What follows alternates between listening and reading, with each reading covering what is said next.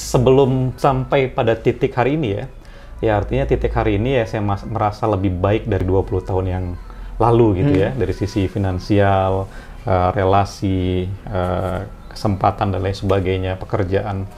20 tahun lalu itu memang betul-betul kita merangkak dari nol gitu. Kalau seorang anak laki-laki merantau sendiri membawa badannya ke suatu daerah, itu biasa, kuliah sendiri.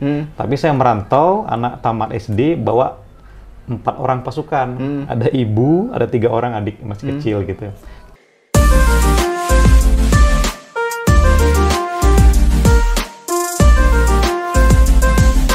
Assalamualaikum warahmatullahi wabarakatuh. Halo teman-teman, balik lagi di Ceritain bersama saya Boy Chandra. Di episode kali ini saya akan ngobrol sama abang saya nih.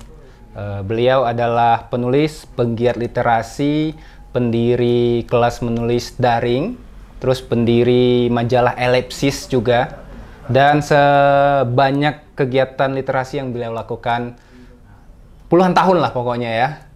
Beliau adalah Bang Muhammad Subhan. Sehat Bang? Alhamdulillah. Alhamdulillah. Terima kasih. Terima kasih. Dan di episode kali ini kami berkunjung ke kediaman beliau. Bang Subhan, Ya. Sebelum kita ngomongin soal hal-hal yang lain, Ya. apa kegiatan hari ini? Masih seperti biasa, Boy.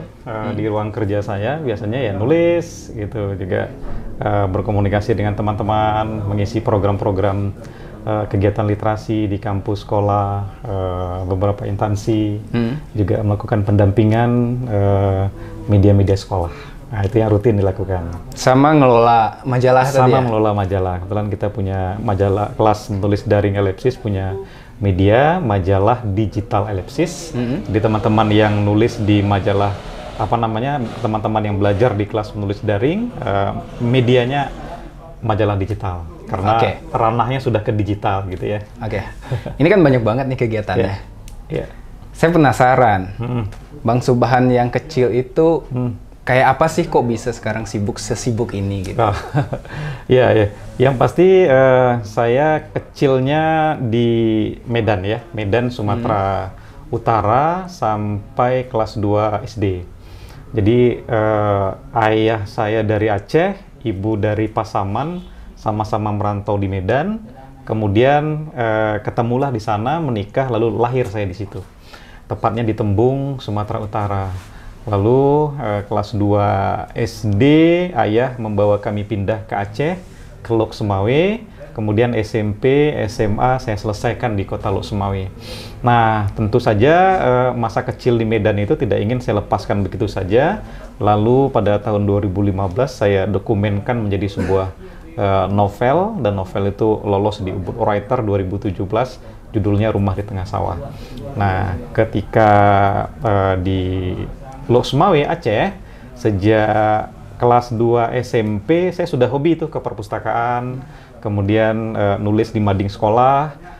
Kelas 2 SMA sudah diamanahkan memegang manajemen majalah sekolah. Ketika itu masih sistem stensilan gitu ya, masih sistem pajang di dinding gitu ya? Pajang di dinding. Kemudian ya terbit juga berbentuk majalah tapi stensilan itu. Kertasnya diketik gitu ya, diketik. Nah, kemudian kelas 3 mau tamat SMA, ayah saya meninggal, lalu saya memutuskan untuk pulang kampung. Dalam tanda petik pulang kampung karena ibu orang Minang ya, orang Minang, orang Pasaman, Kajai, Kajai yang pusat gempa kemarin ya. Lalu saya bilang kepada ibu, yalah kita pulang ke kampung saja. Lalu ibu bilang kepada saya, bagaimana nanti kalau seandainya sudah di kampung, kamu punya adik 3 orang nih, ibu yang sudah tua. Bagaimana ekonomi di sana nanti? Nah, jadi saya berpikir ya harus mencari kerja kan begitu. Saya merantau ke Padang, ibu saya titipkan di Pasaman.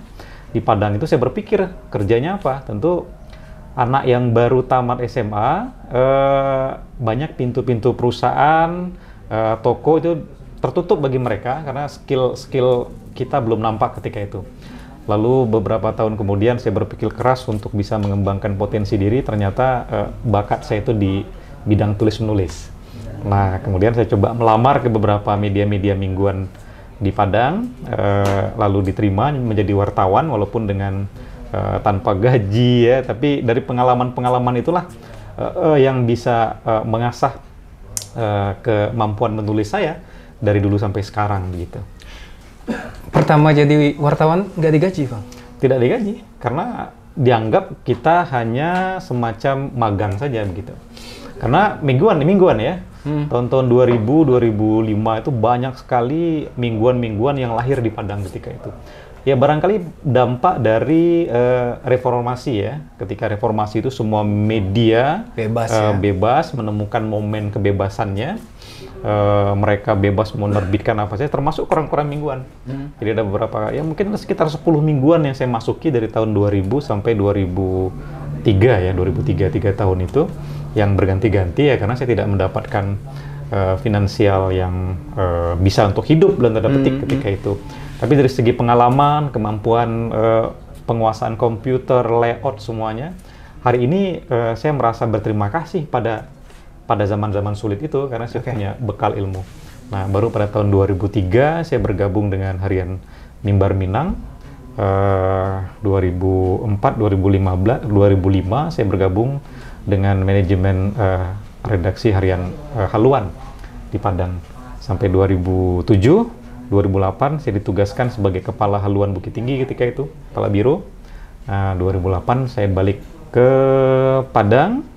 Sudah itu 2009 saya bermukim di Padang Panjang karena menikah dengan istri, lalu istri diangkat menjadi guru di Padang Panjang.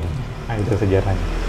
Bang, itu kan di Abang awal-awal jadi wartawan itu tahun berapa, Bang? 2000. Tahun 2000 ya. Kan nggak ada gaji itu. Ya. Gimana cara bertahan hidup? Kan Abang dirantau sendiri berarti kan di Padang. Ya, menarik nih. Bagaimana bertahan hidup ketika pekerjaan tidak memberikan apresiasi secara finansial ya. Nah, memang rezeki itu tidak berpintu. Jadi beberapa kegiatan peliputan ya barangkali ada, ya tidak barangkali ya, teman-teman senior itu memberikan semacam transportasi apa gitu kan. Kemudian ada beberapa kegiatan-kegiatan semacam jumpa pers ketika itu yang banyak sekali, dan itu biasanya pihak-pihak tertentu mereka memberikan ya sebagai uang jalan ketika itu. Nah, yang paling penting ketika itu produktivitas menulis itu sedang tinggi. Ya, usia anak mahasiswa, ya saya nulis di koran-koran lokal, kemudian kirim ke koran-koran luar daerah, ya itu ada beberapa honor lah, walaupun tidak besar gitu ya. Nah, kemudian di masa itu saya juga aktif di beberapa organisasi dari pertemanan dan lain sebagainya. Ya, dari kegiatan-kegiatan, ya sumber-sumber keuangan. Nah, tahun 2000-2004 itu saya juga masih aktif mengurus sebuah musala di air tawar barat itu, Boy. Jadi sambil sambil kerja wartawan, saya ngurus musala. Jadi di musala itu ya adalah rezeki sedikit ya. Di tahun-tahun itu saya pintar ceramah juga ketika itu. Untuk apa masyarakat, jemaah, kemudian mengajar ngaji dan lain sebagainya. Nah, tapi yang paling penting pendidikan di surau itu saya dapatkan untuk ya saya mendapatkan ruang untuk bertenang-tenang di situ. Jadi tidak sibuk membaca buku, mendengarkan buya-buya, kemudian ya melihat problem yang terjadi di masyarakat sekitar seperti apa, dan itu berguna ketika saya pada tahun 2008-2009 sudah mulai menulis novel ketika itu. Nah, 2010 ketika diamanahkan penyair nasional Pak Taufik Ismail, beliau membuat rumah puisi di Ayange, kesempatan untuk menulis novel, memungut ide-ide yang pernah terjadi sebelumnya itu lebih mudah begitu.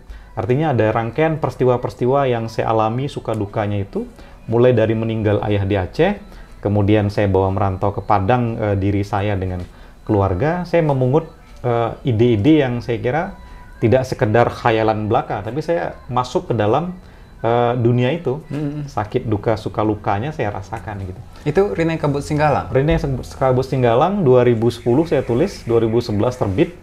Nah, itu benar-benar semacam perjalanan saya gitu. Oke. Jadi ini ya, yang bikin Abang bertahan sekarang itu emang perjalanan yang sepanjang itu ternyata ya. Benar. Dan itu juga jadi apa ya? Jadi tamparan nih buat orang-orang muda. Jalan ke penulisan itu bukan jalan yang mudah. Iya, benar. Kita nggak bisa langsung dapat duit. Benar. Benar, Bang. Jadi sebelum sampai pada titik hari ini ya artinya titik hari ini ya saya merasa lebih baik dari 20 tahun yang lalu gitu ya, dari sisi finansial, relasi, kesempatan dan lain sebagainya, pekerjaan. 20 tahun lalu itu memang betul-betul kita merangkak dari nol gitu. Kalau seorang anak laki-laki merantau sendiri membawa badannya ke suatu daerah, itu biasa kalau dia sendiri. Tapi saya merantau, anak tamat SD bawa 4 orang pasukan. Ada ibu, ada 3 orang adik masih kecil gitu. Jadi saya merantau, kemudian orang tua, ibu dan adik-adik ikut saya bawa merantau. Jadi yang saya pikirkan itu bukan hanya badan saya, tapi bagaimana bisa menyelamatkan 4 orang ini. Gitu. Ini udah menggantikan posisi ayah sebagai kepala keluarga ya waktu itu. Saya menggantikan posisi ayah ketika itu. Ya nggak mungkin juga meninggalkan mereka di Aceh ketika itu ya, karena di Aceh tahun-tahun 2000 itu masih konflik gejolak antara gerakan Aceh Merdeka dengan pihak tentara nasional ya masih belum menemukan titik damai. Baru pada tahun 2004, 2005 ya perjanjian Helsinki itu baru disepakati sehingga sampai hari ini Aceh sudah lebih baik, aman. Jadi ayah saya Aceh, ibu saya Minang. Jadi saya GAM tuh, Boy. Gabungan Aceh Minang. Gabungan Aceh Minang. Ya, gabungan Aceh Minang. Kemudian menemukan kembali kampung halaman ibu, walaupun sepanjang saya kecil sampai saya remaja itu belum pernah sekalipun saya kemari. Ini jiwa petarung yang abang wariskan ini dari ayah atau dari bisa dikatakan dari ayah, karena ayah saya itu ya dia pernah apa ya bermacam-macam pekerjaan dia lakoni, bahkan konon menurut cerita yang saya tidak harus ya kata ibu saya, beliau pernah menjadi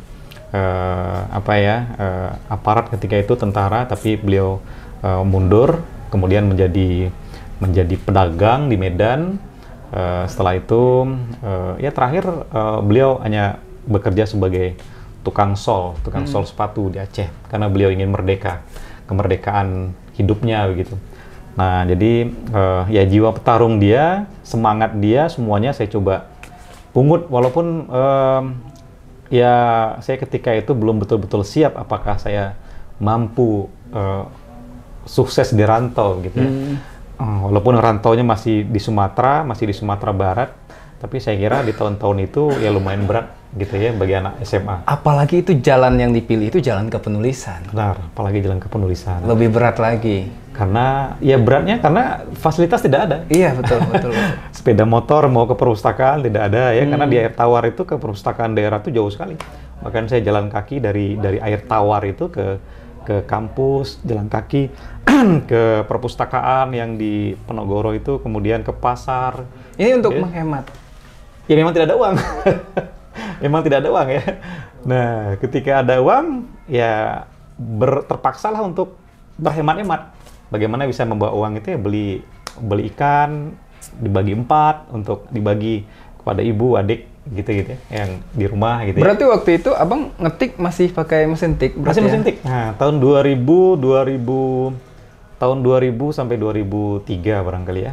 Kemudian ada komputer di kantor itu. Komputer jadul lah, masih komputer lama gitu kan.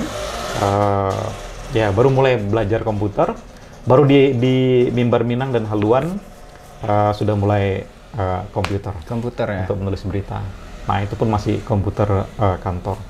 Nah, selain itu ya nulis di musola tadi itu, Boy. Ya, nulis dengan kertas, kemudian ke kantor. Awal-awal nulis itu memang harus ditulis dulu, nggak bisa langsung gitu. Karena kalau langsung itu nggak keluar idenya. Tapi kalau nulis tangan itu asik ya, karena ya mungkin Boy nggak dapat masa itu. Beda generasi kita, beda generasi ya. Di masa itu saya masih sering nulis surat gitu. Jadi surat ke teman-teman. Ya surat cinta juga ya. Kalau penulis Indonesia tuh ada tuh Bang Arafat Nur. Nah, ya, yang masih nulis benar. tangan. Benar. Berarti abang sampai sekarang masih nulis tangan? Tidak, sekarang tidak lagi karena sudah ada laptop dan kan bahkan nulis tangan pun udah nggak merasa mahir lagi ya. Iya. lebih mudah dengan laptop ya. Nah, Bang Arafat ya pernah ke rumah saya dulu di Keruku. Beliau kan dari Aceh juga. Dari Aceh ya. Dia ke rumah saya ketika itu belum setenar sekarang. Beliau masih membawa cerpen-cerpennya ke saya untuk saya baca ya. Wah, alhamdulillah karena konsistennya ya dia sudah menjadi penulis besar ya Indonesia sekarang. Iya. Bang, dari masa kecil terus sampai remaja, itu remaja ya? Iya. Masa remaja gitu. Kalau masa kecil sendiri di rumah itu ada ini nggak sih Bang? Kegiatan literasinya waktu abang kecil gimana sih? Ayah saya itu bukan pembaca buku, bukan penulis. Ibu saya juga bukan pembaca buku, bukan penulis. Nah, barangkali mereka ya karena terhimpit oleh persoalan ekonomi yang mereka pikirkan adalah bekerja. Kemudian bukan orang berpendidikan tinggi, ya. Ayah saya tamat SMP, ibu hanya tamat SD. Ya, tapi nilai-nilai literasinya tetap ada di rumah tangga untuk saya dan adik-adik ya, dengan anak-anaknya yang lain gitu. Ya, artinya mereka bersikeras agar bisa menyekolahkan kami. Kemudian semuanya harus mengaji ketika itu di Aceh, karena suasana keagamaan di Aceh itu bagus sekali ya. Setiap malam itu wajib ke surau, ke balai TPA pengajian. ya, gitu ya. Dulu namanya balai pengajian aja. Balai pengajian ya. TPA itu baru 2000-an lah ya, 19. Balai pengajian, ya kita masih mengaji-ngaji kitab kuning ketika itu, kitab Arab Melayu juga, itu harus setiap malam gitu. Nah, nilai-nilai keagamaan, sholat dan sebagainya itu wajib gitu literasinya.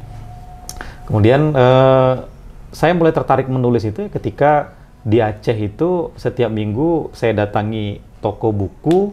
Di situ ada sebuah koran harian Serambi Indonesia, dan halaman minggunya itu menarik bagi saya. Itu ada cerpen, puisi, ada esai gitu.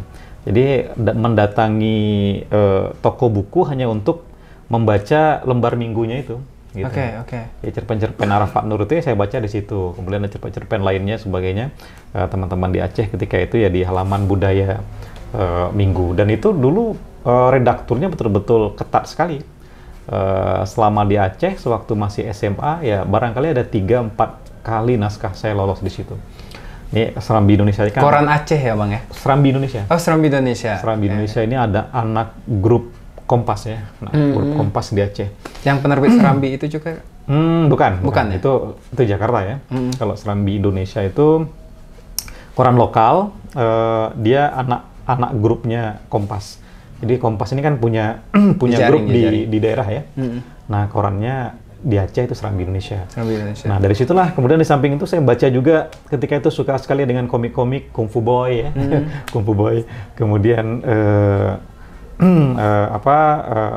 buku-buku Donald Bebek dan lain sebagainya. Komik-komik Donald Bebek ya.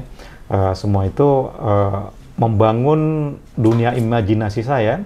Bahkan sebelum nulis ya saya ingin menjadi komikus ketika itu. Oke. Menarik rasanya bagaimana si pengarang itu membuat komik-komik seperti Kung Fu Boy itu gitu. Tapi ternyata saya nggak berbakat menggambar. Karena waktu itu komik juga banyak banget ya? Banyak dan sedang booming gitu. Sedang booming ya? Booming ketika itu. Bacaan kami anak SMP, SMA itu. Komik Bang ya? Komik itu. Dan di Aceh ketika itu hampir seluruh toko bukunya itu di bagian depannya dibanjiri dengan komik-komik. Sementara kemampuan finansial saya untuk membeli komik itu nyaris tidak ada. Jadi hanya membaca punya teman, kemudian membaca versi yang sudah tidak utuh lagi, covernya dipotong ya. Covernya dipotong, termasuk Donald Bebek, Bobo kan cover depan dipotong itu. Jadi barang murahan gitu ya. Dan hasrat membaca itu sebenarnya yang juga jadi modal untuk sampai hari ini ya? Benar. Jadi SD kelas 4 sudah mulai ke perpustakaan, SMP juga begitu, SMA. Kemudian di SMA itu saya juga sudah ke perpustakaan kota, dari Krunggukuh ke kota itu sekitar 1 jam naik bus kotanya. Di masa itu kurang 1 jam, ya mencari perpustakaan. Ya minjam buku, dan lain sebagainya. Tapi ketika itu memang kemauan menulisnya ya masih belum betul-betul kuat ya, karena keterbatasan alat tadi itu. Hanya mampu nulis di kertas lain sebagainya gitu. Cerpen pertama di koran Serambi itu Bang? Cerpen pertama saya itu yang masuk media? Masuk media di Waspada bahkan. Waspada ya? Koran Waspada, harian Waspada. Ketika itu ya sebuah Ya, kalau tidak salah tentang peristiwa pembunuhan di Aceh ya, pasca gerakan Aceh Merdeka itu, saya jadikan cerpen, terbit di Waspada Minggu ketika itu. Itu cerita pertama yang terbit? Cerita pertama, terbit. Kemudian artikel di Serambi, masih ingat saya judulnya Menyingkap Makna Dajjal. Oke. Menyingkap Makna Dajjal. Ini pun adopsi dari cerita komik gitu. Oke. Dulu kan banyak ada Petruk ya dulu ya, komik-komik Petruk, kemudian ada buku-buku surga neraka, banyak sekali ya. Siksa neraka. Siksa neraka. Kemudian ada beberapa komik tentang Dajjal. Nah, saya adopsi cerita itu, saya jadikan artikel. Saya jadikan artikel, panjang artikel itu, ternyata terbit di Serambi Indonesia. Hampir 1 halaman. Gitu. Itulah cerpen artikel pertama saya di tahun 1997 saya kira. Itu ada bayarannya waktu itu, Bang? Ada. Oh, ada bayarannya? Ya, Serambi Indonesia itu sangat profesional ketika itu untuk membayar honor ya. Dan lumayan ketika itu. Jadi ketika datang Wesel Pos itu ke rumah, wah sebuah kebanggaan sekali menerima honor pertama gitu ya. Dari kerja kepenulisan ya. Dan ketika itu saya sudah mengirim ke koran-koran nasional juga ya, ke Kompas dan sebagainya, tapi selalu mengalami penolakan-penolakan gitu. Nah, tapi ya itu tadi, dari proses itulah kita menemukan jalan bahwa konsistensi itu akan menemukan suksesnya setelah bertahun-tahun kita menyelami itu. Gitu. Dan tekun ya? Harus, tekun. Itu kuncinya, harus tekun. Karena kalau tidak tekun ya kita nggak akan menjadi apa-apa ya. Yeah. Ternyata bahasa Indonesia itu walaupun kita ucapkan seperti ini sehari-hari, ketika dia masuk ke ranah kepenulisan susah, tidak segampang seperti kita omongkan ini gitu ya. Jadi banyak sisi begitu, dari pemilihan kata, penggunaan tanda baca, ya bagaimana memasukkan ruh rasa dalam tulisan itu. Semua orang saya kira bisa nulis ya, tapi bagaimana sebuah tulisan itu bisa menyentuh hati dan pikiran pembaca, itulah yang susah gitu. Jadi ketika nulis, sampai kapanpun di benak orang itu dia terbayang-bayang dengan tulisan itu. Nah, misalnya ketika SMP saya membaca novel-novel Balai Pustaka ya, dari Ave Maria Jalan ke Roma, Tenggelamnya Kapal Panderuwits, Siti Nurbaya dan lain sebagainya, banyak sekali begitu. Novel-novel itu sampai sekarang membekas gitu. Karena walaupun bahasanya jadul, tapi kisah-kisahnya itu yang ditulis dengan sentuhan yang luar biasa dari si pengarang, itu sampai kita tua hari ini itu ingat terus gitu. Nah, dan itu jadi cerita yang kebawa seumur hidup bahkan. Terbawa begitu. Terbawa. Tokoh-tokohnya kita ingat, dalam ceritanya kita masih mengingat. Luar biasa si pengarang, bisa mempengaruhi pikiran pembaca gitu. Nah, di antara film ya banyak film-film bagus. Kalau kita merujuk ke salah satu film misalnya ya, walaupun sering pro kontra dari pembaca, ya misalnya saya merujuk ke Laskar Pelangi. Saya membaca novelnya, membaca filmnya, tapi kekuatan filmnya itu luar biasa gitu. Kekuatan film Laskar Pelangi itu bagi saya itu keren sekali gitu. Ini sebenarnya kekuatan cerita ya? Kekuatan cerita. Kekuatan cerita. Kekuatan cerita. Jadi cerita itu bisa menggerakkan banyak hal? Bisa. Ya. Dan ya dia bisa mempengaruhi jalan pikiran orang juga ya untuk bersikap, melakukan sesuatu. Nah, nilai edukasinya itu luar biasa gitu. Dan film-film serupa lainnya juga ya. Jadi memang kerja kreatif itu saya kira tidak bisa sekali jadi gitu ya. Jadi harus berkali-kali. Nah, dan saya menyimak juga bagaimana Boy menulis status dan sebagainya, buku-buku Boy. Kan itu ada proses di situ yang tidak berhenti begitu ya. Nah, proses tidak berhenti itulah yang nanti akan membuat suatu hari nanti di antara sekian banyak karya kita, 1-2 karya itu akan melekat dalam pikiran banyak orang gitu. Iya. Dan itu sebenarnya yang menjadikan profesi penulis itu menarik ya. Benar. Dan menantang sekali. Benar sekali. Masa kecil kan tadi udah cukup panjang. Kemudian Abang mulai ngasih kelas kepenulisan, motivasi kepenulisan dari orang yang menulis, kemudian bergerak kepada orang yang mengajak menulis. Itu awalnya gimana, Bang? Oke. Nah, jadi saya tertarik untuk terjun di ranah pendampingan kepenulisan, terutama pemula itu memang sudah sudah sejak ketika berada di Padang itu ya sudah menjadi wartawan. Ketika itu saya membuat sebuah komunitas literasi juga pada tahun 2002 ya. 2000 saya di Padang, penyesuaian 2001, 2002 itu ketemulah teman-teman sama kuliah. Ketika itu kami bikin namanya komunitas kepenulisan Hamzah Fansuri. Hamzah Fansuri ini tokoh ulama Aceh ya. Beliau juga penyair sufi, kemudian saya adopsi namanya untuk sebuah komunitas di Padang ketika itu. Komunitas itu tidak populer, cuman hanya di lingkungan kampus, teman-teman beberapa kampus lah di Padang itu saya ajak kumpul. Kami kumpulnya di Taman Imam Bonjol Padang itu setiap pekan sekali gitu, sepekan sekali. Nah, seiring pergantian waktu karena kesibukan lain sebagainya, teman-teman akhirnya ya bubar, artinya mereka kemana-mana gitu ya, dari tamat sekolah. Nah, tapi sejak komunitas itu ada, saya sudah mulai masuk ke kampus, ke sekolah untuk melakukan kegiatan-kegiatan ya pelatihan menulis ya karena diundang dan lain sebagainya. Nah, yang betul-betul terjun total itu ketika saya bertemu dengan Pak Taufik Ismail, ketika beliau mengajak saya bergabung di rumah puisi Taufik Ismail di Yange gitu.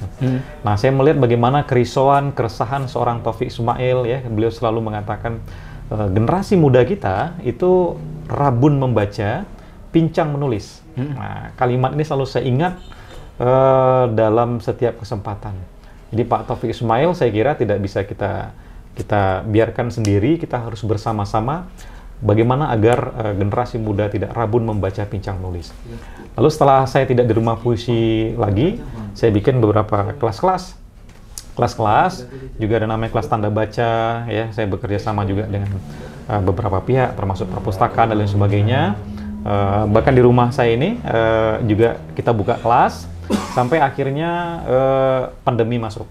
Sampai akhirnya dari tahun 2008 sampai 2019, itu kelas-kelas offline tatap muka gitu ya di banyak tempat, dan mereka sekarang hari ini sudah tersebar kemana-mana dan beberapa masih menghubungi saya. Ada yang jadi penulis juga, ada yang bekerja di berbagai bidang. Nah, ketika pandemi masuk ya kita harus berpikir agar kelas ini tidak mati. Nah, lalu mulailah kita beralih dari ranah offline ke online agar kegiatan ini tidak off begitu saja, agar terus ada. Barulah saya bikin kelas menulis daring. Nah, KMD ya? KMD, kelas menulis daring. Pas pandemi masuk Maret, pas saat Maret itu juga KMD ini lahir, gitu. Dan kita coba menjaga konsistensinya. Setiap Senin malam itu harus ada kelas yang mengundang pakar. Nah, Boy juga kita undang itu ya, sekali. Setiap Senin malam siapa saja kita undang. Mulai dari profesor bahasa, redaktur media, kemudian editor, penerbit, penyair, sastrawan, seniman kita undang. Sampai hari ini hampir 3 tahun ya sudah 134 kelas. 134. Tidak pernah berhenti. Tidak pernah berhenti dan itu tidak berbiaya. Itu luar biasa. Gini. Mungkin kalau untuk bikin kelas 1-2 itu ya gampang lah ya. Tapi ini 3 tahun, setiap minggu, hampir nggak pernah bolong. Gimana jaga energinya? Nah, ini. Bagaimana menjaga energinya? Pertama tentu niat kita luruskan dulu untuk apa kelas ini gitu ya. Benar-benar sekedar untuk kelas biasa saja atau memang ada target ke depan yang kita capai dari kelas ini. Ya tentu kita harapkan dari ilmu yang disampaikan oleh para pemateri itu ya bisa menjadikan peserta-peserta kelas kita ya betul-betul mereka sungguh-sungguh menjadi penulis yang hebat, penulis yang andal. Dan setelah 3 tahun ini kita lihat memang mereka sudah tembus media di mana-mana, bahkan media-media nasional, buku banyak lahir dari mereka gitu ya. Kemudian yang kedua, kita harus punya manajemen. Nah, jadi sebuah komunitas, manajemennya seperti apa, ini perlu dipertanyakan gitu. Nah, sebuah komunitas yang bagus saya kira pengelolaannya, manajemennya harus bagus. Jadi, kelas menulis daring Elipsis, dia ada setiap minggu karena ada tim kreatifnya. Kita punya 16 tim kreatif. Jadi mereka lah yang memanajemen, ya kadang-kadang kalau saya nggak sempat, mereka yang tampil, kemudian mereka juga mengusulkan beberapa narasumber, mereka menyiapkan Zoom dan lain sebagainya, dan semua itu tidak bisa saya kerjakan sendiri gitu, karena teknologi Zoom ketika itu masih baru ya, masih baru, dan saya masih gaptek ketika itu. Nah, ternyata ketika kita sudah bersungguh-sungguh, niat kita lurus, rezeki itu terbuka gitu. Zoom itu di awal-awal masuk pandemi itu biaya mahal sekali. Ternyata ada peserta yang dengan sukarela dia mau mendonasikan uangnya untuk membeli menyewakan Zoom itu total 1 tahun untuk kelas menulis daring gitu. Dan ini masuk tahun kedua, dia masih mau mendonasikan itu gitu kan. Nah, sementara kita tidak memungut biaya dan lain sebagainya. Nah, mulai tahun kedua, nah kita mulai agak sedikit perketat peserta-peserta yang ya kita memantau terus timnya, pesertanya, tim kreatifnya memantau terus. Yang nggak aktif ya kita rehatkan, yang dikeluarkan dari grup. Jadi sebulan tidak ada aktivitas, tidak ada karya, tidak ada tidak memperlihatkan eksistensinya, itu otomatis kita keluarkan. Kita rekrut yang baru kembali. Nah, jadi konsistensi itu menyebabkan kelas menulis daring ini mendapat banyak peluang dari kerjasama sejumlah lembaga gitu, termasuk Perpusnas gitu ya. Perpusnas RI beberapa kali mengundang saya untuk menjadi narasumber, moderator. Kemudian terakhir Perpusnas Press juga memberikan program ILPN, Inkubator Literasi Pustaka Nasional untuk wilayah Sumatera Barat, itu dipercayakan kepada kelas menulis daring Elepsis karena konsistensi kita. Termasuk Perpustakaan Proklamator Bung Hatta juga mengundang kita untuk menjadi narasumber mereka dan lain sebagainya. Banyak. Jadi kerja profesional itu hasilnya baru bisa didapatkan oleh sebuah komunitas.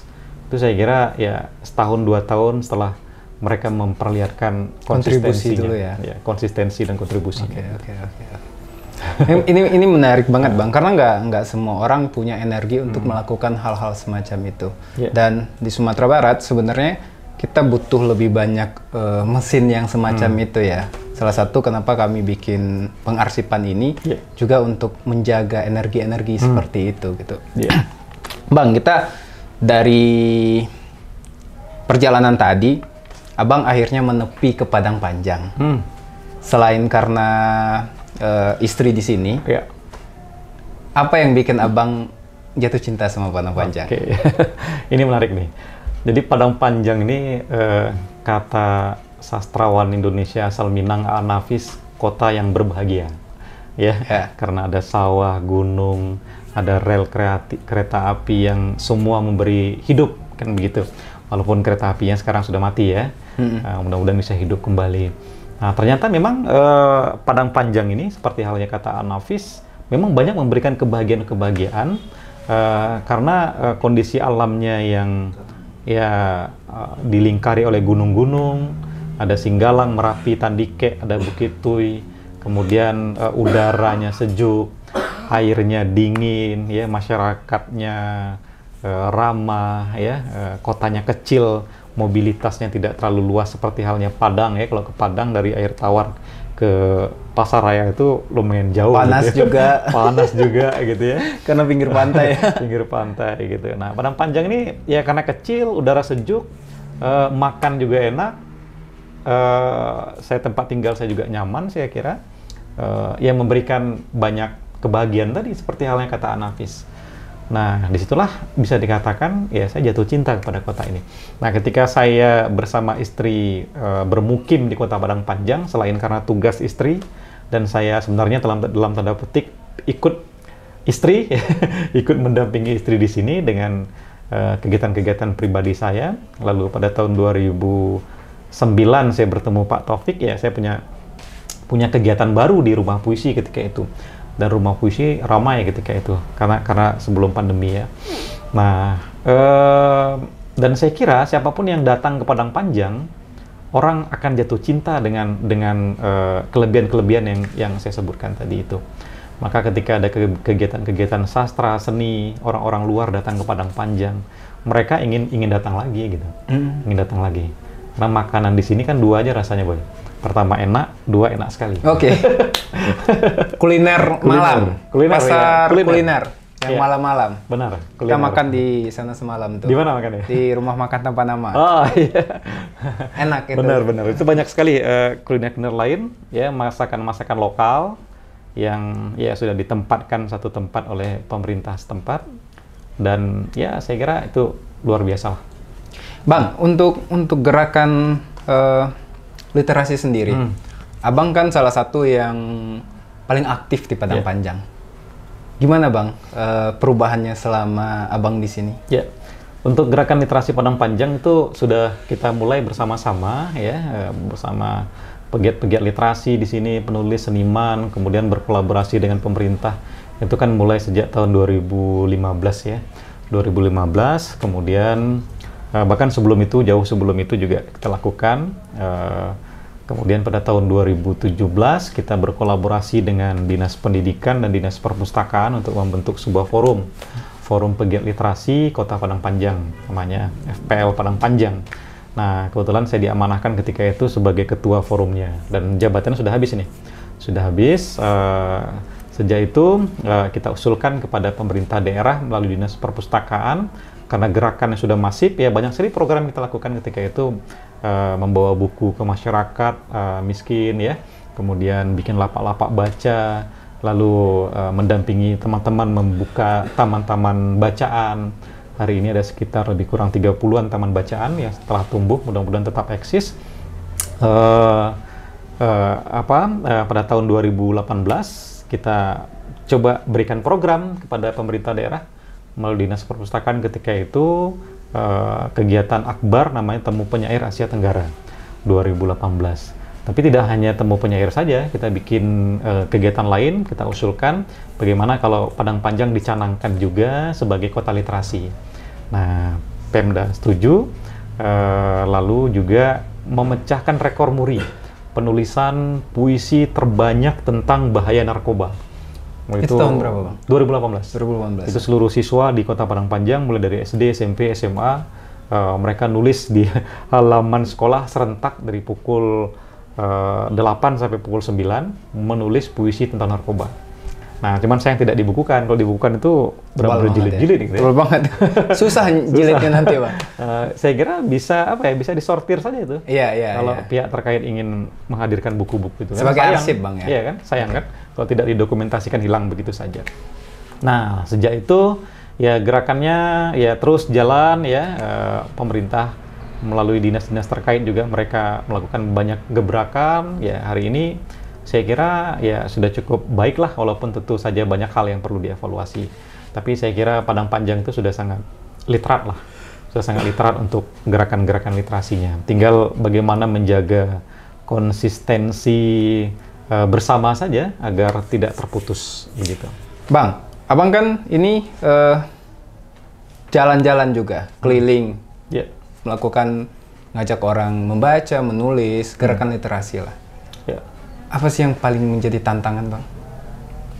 Sejauh ini tantangan yang memberatkan, Abang kira nggak terlalu apa ya.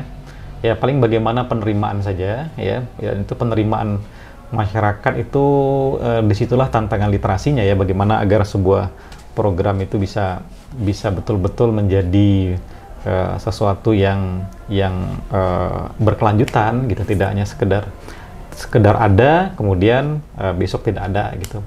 Nah, sejauh ini tidak ada yang berat, saya kira. Nah, kalau di luar daerah ya penerimaan masyarakat bagus. Bahkan hari ini saya juga bikin rumah baca di Kajai ya, Pasaman Barat. Penerimaan masyarakat juga bagus. Di pusat gempa, kebetulan kampung ibu saya di sana. Penerimaan masyarakat, anak-anak mereka ramai juga di sana, dan luar biasa, Boy. Sekarang buku-buku dari mana? Buku-buku kiat kita itu penggalangan donasi memang. Jadi melalui kawan-kawan yang punya buku-buku yang tidak terpakai, baik buku baru maupun bekas, itu ya kita minta berdonasi gitu. Nah, dulu juga di Padang Panjang kita lakukan itu, ada namanya wakaf buku dan sebagainya, dan itu proses saja nanti. Jadi masyarakat dan pemerintah itu mereka akan melihat dulu program kegiatan kita seperti apa. Nah, pengalaman saya ketika sudah ada kegiatan yang rutin, yang masif, ya peluang-peluang bantuan itu banyak. Tapi niat kita harus diluruskan juga, jangan nanti membikin sebuah komunitas hanya karena bantuan. Nah, ini targetnya lain ya. Lain. Dan itu banyak yang terjadi gitu. Bikin ini hanya untuk mendapatkan ini gitu. Udah dapat programnya udah mati lagi. Gitu. Itu banyak itu, Boy. Nah, tapi itulah kalau bisa hadir betul-betul konsisten dengan kegiatan-kegiatannya. Nah, maka saya di kelas menulis daring itu walaupun tanpa biaya, tanpa donatur lain sebagainya, saya mau menjaga konsistensi Senin malam itu harus ada kelas, itu aja. Berarti harus ada cinta di situ. Harus ada cinta. Karena kata Buya Hamka ya, seni tidak ada kalau cinta tidak ada. Apa sebabnya ada keindahan? Sebabnya ialah karena ada cinta. Dengan cinta alam diciptakan, dengan cinta bermula Quran. Bismillahirrahmanirrahim, dengan nama Allah yang Maha Pengasih lagi Maha Penyayang. Itulah sumber dari segala sumber cinta. Kan luar biasa ya. Luar biasa, luar biasa. Jadi seni itu ya cintanya harus ditumbuhkan di situ karena seni itu indah. Bang, untuk project nih, untuk buku, Abang udah berapa sih Bang? Saya lupa. Kalau untuk buku tunggal ada sekitar 7 ya. 7 ya? 7, ini mau terbit ada tahun novel, ini target puisi, ya. kumpulan cerpen ya, esai, ya novel ya. Untuk tahun ini yang tahun mau ini terbit? Target 3. Judulnya apa Bang? Yang paling dekat? Yang paling dekat adalah Jalan Sunyi Paling Duri. Nah, ini kumpulan puisi, cerpen. Bang? Cerpen ya? Cerpen ya? Jalan Sunyi Paling Duri ini ya ini beberapa cerpen yang lahir di masa pandemi ya, makanya Jalan Sunyi gitu. Jadi banyak kesunyian lah gitu. Setelah itu nanti ada puisi dan novel. Novel ini sudah ini sequelnya dari Rumah Tengah Sawah. Boleh kasih judulnya? Rumah Masa Kecil. Rumah Masa Kecil. Rumah Tengah Sawah, Rumah Masa Kecil, nanti ada sequel ketiga Rumah ini lagi gitu. Oke. Trilogi ya? Trilogi gitu. Trilogi. Nah, jadi Rumah Tengah Sawah ini memang sudah dipindang oleh salah satu penerbit mayor ya. Jadi sedang menunggu antrean terbitnya. Jadi nanti setelah kabarnya dari diskusi-diskusi rupanya ada kesamaan judul dengan penulis lain Rumah Tengah Sawah itu. Jadi mereka sedang memikirkan judul alternatif. Saya pun juga akan memberikan usulan. Nanti kalau seandainya ini sudah terbit, saya mau membesarkan novel ini dulu di satu tempat terbit itu. Kemudian nanti saya usulkan untuk novel sequelnya. Ya, mudah-mudahan bisa fokus di situlah. Seperti Boy fokus di penerbit Boy yang luar biasa. Tapi ngomong-ngomong soal untuk menjaga produktivitas nih Bang, Abang punya ini nggak sih? Punya ritual nggak sih? Kopi ya. Kopi. Jadi setiap nulis ya harus ada kopi. Tapi ini ya, penulis kayaknya identik banget sama kopi ya. Iya, barangkali begitu ya. Walaupun setiap status saya teh telur, sebenarnya saya nggak ngeteh telur gitu. Oh, Itu hanya cerita ya. Oke. Itu mau jadi buku juga nggak? Ya, tahun ini juga rencana kalau. Jadi Bang Subhan ini di Facebook itu sering banget bikin cerita bersambung. Tentang sebuah kedai di kaki Gunung Singgalang. Simpang 8. Itu kedai teh telur. Itu mau dijadiin buku? Iya, benar. Ini kan sudah sejak tahun berapa ya cerita itu? 2015 barangkali ya. Saya bikin potongan-potongan cerita. Di situ ada tokoh Engku Rauh, Engku Sud, Engku Kari, dan brandnya adalah teh telur. Produk teh telur gitu. Kenapa teh telur? Karena minuman teh telur ini adalah minuman yang khas di ranah Minang. Apalagi sudah diakui oleh UNESCO ya sebagai kekayaan tak benda ya, kekayaan intelektual, kekayaan diakui UNESCO sebagai salah satu produk budaya Minang ya. Dan potongan-potongan cerita ini sebenarnya adalah sebuah catatan saya memotret berbagai fenomena sosial yang terjadi begitu. Ya, dengan tokoh yang penjaga kedai Engku Rauh ya. Jadi Engku Rauh ini dasar namanya itu Rauf. Jadi itu banyak nama-nama Aceh ya. Rauf. Jadi Abdul Rauf sebenarnya. Jadi itu ada orangnya? Tidak ada. Tidak ada ya? Semuanya tidak ada. Atau jangan Abang sendiri sebenarnya? Ya, bisa jadi ya. Bisa jadi. Bisa jadi. Jadi ketika saya kecewa, barangkali marah atau apa, ya saya orangnya tidak spontan ketika tidak menyukai sesuatu itu tidak langsung menyampaikan itu. saya menyampaikannya biasanya melalui tulisan, satir gitu ya. Nah, saya menemukan keasikan ketika menghadirkan tokoh Engku Rao, Engku Kari, Engku Sud ini sebagai perwakilan suara saya gitu. Tokoh fiksi yang menyuarakan keresahan tadi ya Bang ya. Dan di sana sebenarnya asiknya jadi penulis ya Bang. Benar, benar. Dan ternyata itu memberikan sebuah sebuah tanda tanya bagi banyak orang, ya di mana lepaunya, kami mau datang. Iya, gitu. iya, Ngopi, iya. gitu, mau ngangkat telur. Bahkan kalau kita baca ngikutin nih, itu kayaknya emang udah ada lepaunya gitu ya. Saya membayangkan Abang emang sering minum teh telur di situ gitu. Tapi itu bisa dibikin ntar Bang. Ya, mudah-mudahan. Ya. Kayak Laskar Pelangi kan akhirnya ada ya tempatnya ya. Ada tempatnya gitu. Benar-benar. Ya.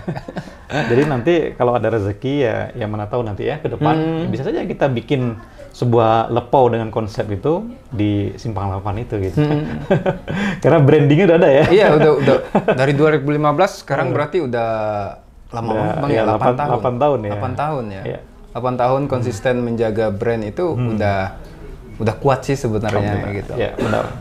Bang, ini kan Abang mengalami peralihan yang panjang banget nih.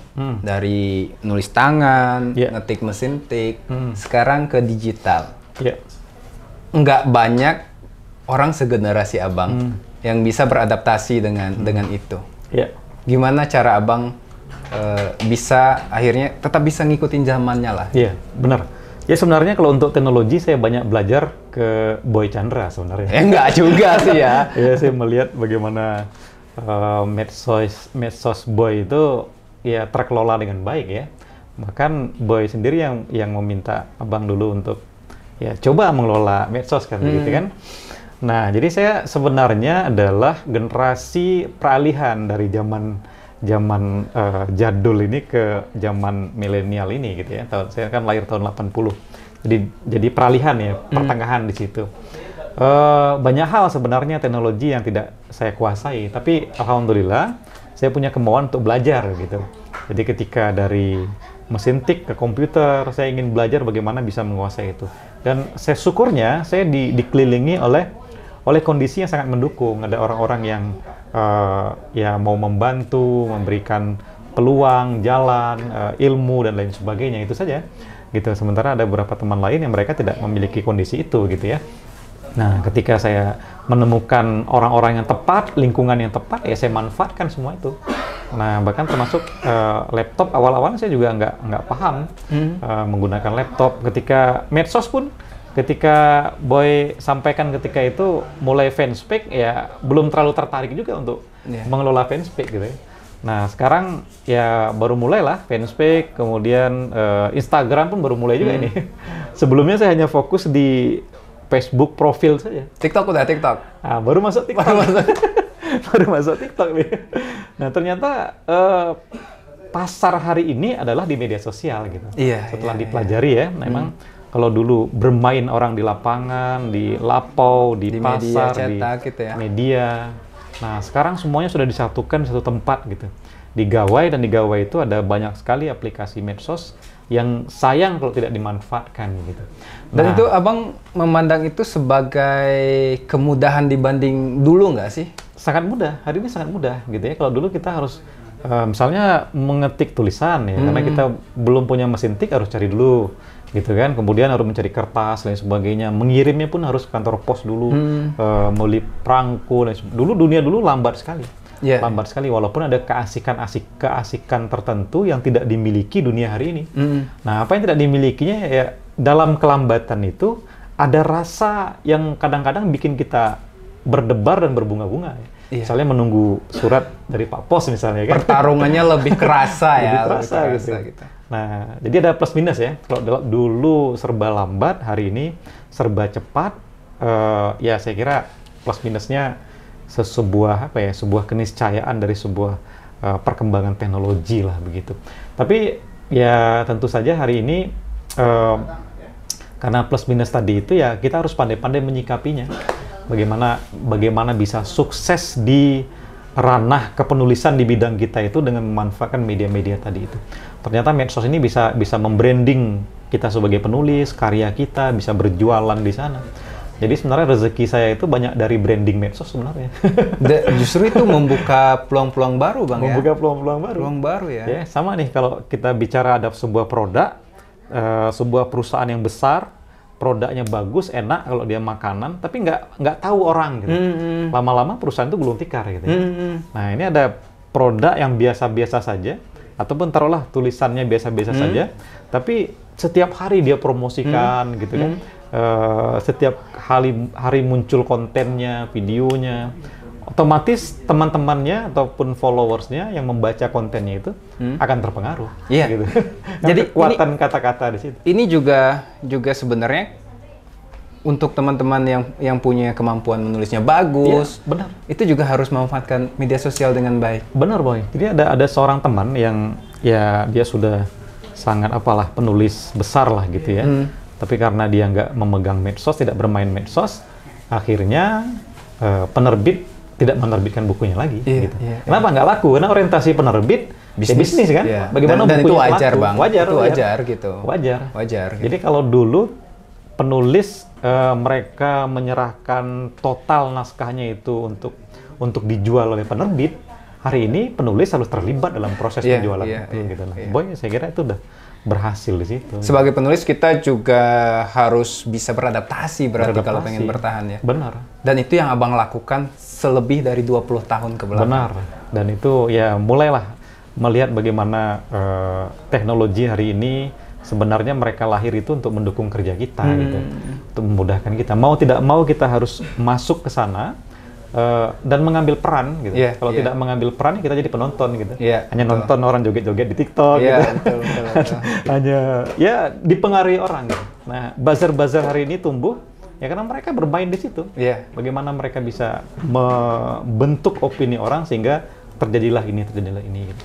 Nah, ada sebagian orang yang merasa barangkali dia di posisi yang paling baik karena tidak berada di ranah media tadi, ya tidak menguasai media dan media sosial tadi. Ya akhirnya babak belur terus kan? Iya, betul. Apalagi kalau misalnya kita emang hidupnya hanya dari menulis, ya mau nggak mau kita harus jualan gitu. Dan media sosial itu sebenarnya udah kayak ruko lah, Bang ya. Benar. Udah kayak ruko. Contoh gitu. gini, Boy, kalau kita ngirim tulisan ke sebuah koran, paling honornya berapa gitu ya? Honornya kalau untuk koran lokal kan 100-200 paling besar. Honor nasional ya kalau koran-koran tertentu sampai 1 juta. Yang rata-rata kan 250 sampai 500. Nah, dari kegiatan-kegiatan kepenulisan kita yang kita branding di media sosial, kemudian kita diundang menjadi pembicara ke sana kemari, tapi produktivitas nulis kita tidak berhenti, itu honor jadi narasumber itu lebih besar dari honor tulisan kita terbit di koran tadi. Gitu. Itu kalau saya sih menyebutnya itu kayak kita nanam pohon, jadi tulisan ini batang utamanya. Benar. Yang kerja-kerja lain tuh cabang-cabang yang ada buahnya. Jadi kalau kita nggak jaga pohon kita, dia akan jadi pohon tiang listrik aja. Jadi nggak ada dahan. Gitu aja, gitu. Nah, media sosial ini membentuk dahan-dahan baru. Benar.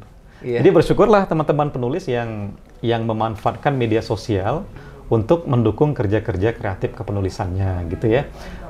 Ya jadi status-status mereka itu sebenarnya latihan yang kerja menulis yang tidak boleh berhenti gitu. Jadi mereka berlatih menulis terus, kemudian bisa jadi nanti dari status-status itu bisa dikumpulkan menjadi buku terbit, lalu dari branding yang mereka lakukan, ya mereka bisa berpeluang bekerja sama dengan pihak manapun gitu. Karena hari ini tuh sebenarnya yang jadi saingan kita tuh diri kita sendiri, diri sendiri. Kalau kita pengen terlihat ya berarti kita harus bikin panggung sendiri. Apalagi kita di daerah, Bang ya. Benar. Media sosial tuh membantu banget. Sangat membantu. Apalagi jangkauannya dunia ya. Bang, buku-buku Abang sekarang kalau orang mau punya itu bisa didapat di mana? Untuk saat ini bisa hubungi saya saja dulu ya.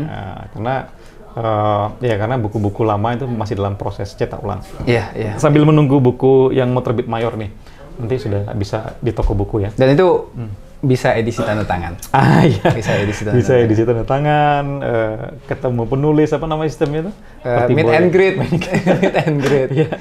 Nanti ya cara-cara Boy itu nanti akan saya coba praktekkan lah. Oke, Dengan siap. penerbit itu. Bang, makasih ya Bang untuk Makasih, Boy. Luar obrolannya, sukses untuk buku barunya. Amin. Teman-teman nanti bisa komunikasi dengan Bang Subhan juga di medsos beliau, Muhammad Subhan. Cari aja, ada di mana-mana lah pokoknya. Untuk sekolah-sekolah yang mau jadi ngundang pembicara kepenulisan juga bisa Bang Subhan. Pokoknya Bang Subhan ini soal nulis-menulis bisa aja lah semuanya Siap. Semuanya. Karena punya basic yang kuat banget sebenarnya. Insya Allah. Ya. Bang, makasih udah Makasih, ngobrol Boy. episode kali ini. Makasih, Boy. Nanti kita ngobrol lagi untuk Siap. proyek-proyek yang lain. Sukses untuk buku Sukses juga, Boy. barunya. Assalamualaikum warahmatullahi wabarakatuh teman-teman. Sampai ketemu di episode berikutnya. Ya.